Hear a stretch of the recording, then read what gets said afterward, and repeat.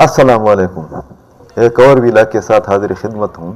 ایک خاص اور حساس موضوع پر بات کرنے کے لیے۔ خیبر پختونخوا میں خاص کر اور بلوچستان سمیت ایک بیانیہ ہے جو کہ ملٹری اسٹیبلشمنٹ کے بارے میں ہے، جو کہ سیاست میں فوج کے کردار کے بارے میں ہے، جو کہ ISI کے افغان پالیسی کے بارے میں ہے۔ اس بیانیے کو بہت شہرت ملی ہے، اگرچہ اب عمران خان صاحب اس بیانیے کو اپنے سیاسی مقاصد کے لیے استعمال کر رہے ہیں، مگر قوم پرست جو حلقے ہے وہاں پر ایک روایت ہے کہ کچھ بھی ہو جائے اس کی تمام ذمہ داری پاکستانی اسٹیبلشمنٹ خاص کر ISI پر ڈالی جاتی ہے۔ اس کے چند اسباب بھی ہے، چند وجوہات بھی ہیں اور ایک پس منظر بھی ہے، مگر یہ کہنا کہ ISI یا پاکستانی اسٹیبلشمنٹ بلوچوں یا پشتونوں کی دشمن ہے یا مخالف ہے،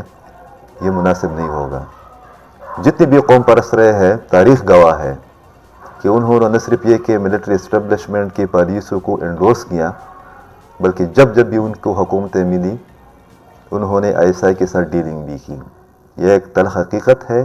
اور اب بھی یہی سب کچھ ہونے جا رہا ہے۔ جب بھی اسپیس ملے گی خیبر پختونخوا میں اور بلوچستان میں کسی بھی حکومت سازی میں یا الیکشن میں، وہاں پر ISI کا یا ملٹری اسٹیبلشمنٹ کا رول مسلمہ افغانستان کے بیک گراؤنڈ کے حوالے سے ضروری سمجھا جاتا ہے۔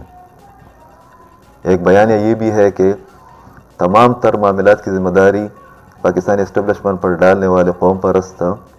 افغانستان میں امریکہ اور نیٹو کے حملے اور اس کے بعد انسانی حقوق کی خلاف ورزیوں پر، جس پر امریکن سینٹ اور کانگریس میں بھی بات ہوئی، امریکن میڈیا نے اس کو ہائی لائٹ بھی کیا، ہمارے قوم پرست خاموش ہیں۔ اس کے باوجود کہ 2008 کے الیکشن سے پہلے دو پارٹیوں نے جنرل مشرف کے ساتھ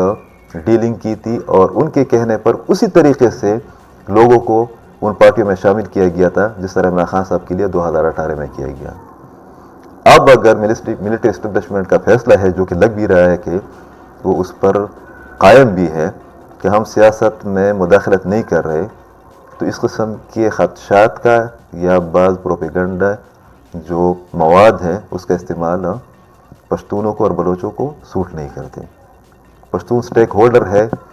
پاکستان فوج میں بھی۔ پاکستان فوج جو کہ اہم ادارے ISI کے 4 چیفز سربراہ وہ پشتون رہے ہیں۔ صرف ان کو پشتون نہیں کہا جا سکتا جو کہ قوم پرست ہوں، باقی لوگ بھی پشتون ہو سکتے ہیں اور ہے۔ اس صورتحال میں اگر دیکھا جائے تو لازمی یہ ہے کہ حقائق کی بنیاد پر اور اپنے ماضی کے فیصلوں کی بنیاد پر ایک درست بیانیہ آگے لے کر چلا جائے۔ بات ہو رہی ہے افغانستان کے اندر موجود TTP کی قیادت کے ساتھ مذاکرات کی، اس کی مخالفت کی جا رہی ہے، وہاں پر بھی کی جا رہی ہے جہاں پر اس کی ضرورت نہیں ہوتی۔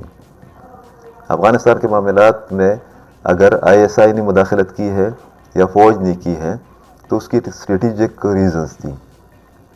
جس علاقے میں پاکستان واقع ہے وہاں پر ان قسم کے حالات سے یا افغانستان کے معاملات سے پاکستان الگ نہیں رہ سکتا، مگر انہی قوم پرستوں نے بھی افغانستان سے فوائد اٹھائے ہیں جو کہ مختلف ڈاکومنٹس میں، بکس میں اور ثبوت میں موجود ہیں۔ کیا ہم اس کو بھی مداخلت قرار دے سکتے ہیں کہ آپ پاکستان کے پارلیمنٹ میں بیٹھ کر حکومت لے کر، گورنر دے کر یا بنا کر ایک مذاکراتی عمل کو چلا سکتے ہیں 2008-9 کے دوران TTP اور مولوی صفی محمد کے ساتھ اور فضل اللہ کے ساتھ، مگر اگر کوئی اور حکومت یا اسٹیبلشمنٹ وڈرال کے بعد افغانستان میں موجود TTP کے ساتھ مذاکرات کر رہی ہے تو آپ اس کی مخالفت کر رہے ہیں، یہ دوغلا پن ہے۔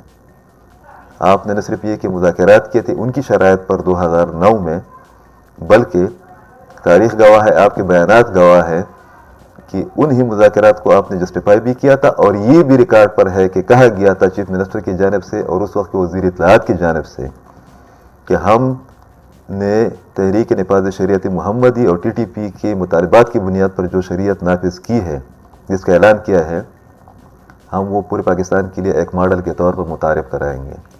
جب ان لوگوں نے آپ کے ساتھ معاہدہ توڑ دیا تو جنرل کیانی کے دباؤ پر آپریشن شروع کیا گیا سوات میں۔ جب آپ مذاکرات کرتے ہیں، آپ ایگریمنٹ کرتے ہیں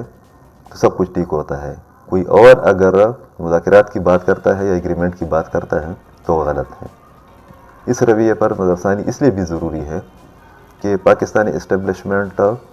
کا اپنا ایک سٹیک ہے، اور اس سٹیک میں پشتونوں کا جو حصہ ہے وہ 24% ہے۔ تو یہ نہ سمجھا جائے کہ ایک بار پھر اپنے بیانی کی بنیاد پر اگر ایک طرف چند لوگ یا چند پارٹیاں پشتونوں کو ایک بار پھر مہازارائی اور جنگ میں دھکیلنے کی کوشش کر رہی ہے امن کے نام پر، تو دوسری جانب پاکستانی اسٹیبلشمنٹ اور پاکستان کے اساسی اداروں کو بھی اپنا مخالف بنایا جائے۔ ہمارے سامنے خان عبدالولی خان کی ایک مثال موجود ہے کہ ان کی موجودگی میں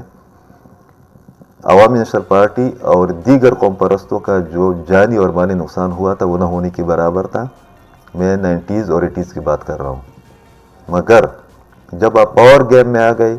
اور آپ نے اسٹیبلشمنٹ کے بیانے کو اسٹیبلش کرنے کی کوشش کی تو آپ بیک وقت دو قوتوں کے مقابلے پر آ گئے، اور اس کے نتیجے میں 1000 کے قریب آپ کے لیڈر اور کارکنوں کو نشانہ بنایا گیا۔ بہت احتیاط بھی لازم ہے اور بہت ذمہ داری بھی۔ بہت شکریہ۔